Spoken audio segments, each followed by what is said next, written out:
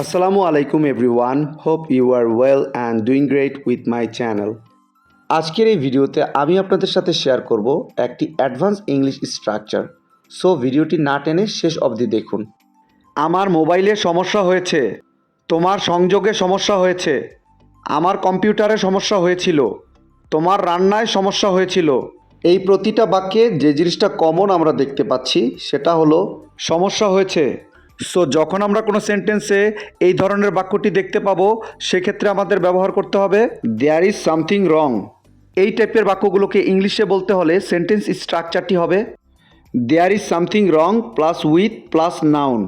চলুন তাহলে এই স্ট্রাকচারটি দিয়ে এক্সাম্পলগুলি দেখা যাক। আমার মোবাইলে সমস্যা হয়েছে।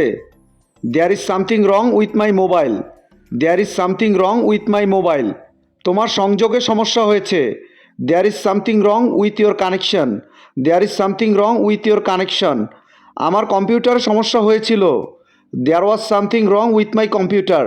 দেয়ার was something wrong with my computer. তোমার রান্নায় সমস্যা হয়েছিল। There was something wrong with your cook. There was something wrong with your cook. I hope এই স্ট্রাকচারটা আপনারা ভালোভাবে বুঝতে পেরেছেন। Now it's your turn. তোমার কাপড়ে সমস্যা হয়েছে। তোমার কাপড়ে সমস্যা হয়েছে। এই বাক্যটি ইংলিশে কী হবে আপনারা কমেন্টে লিখে জানাবেন।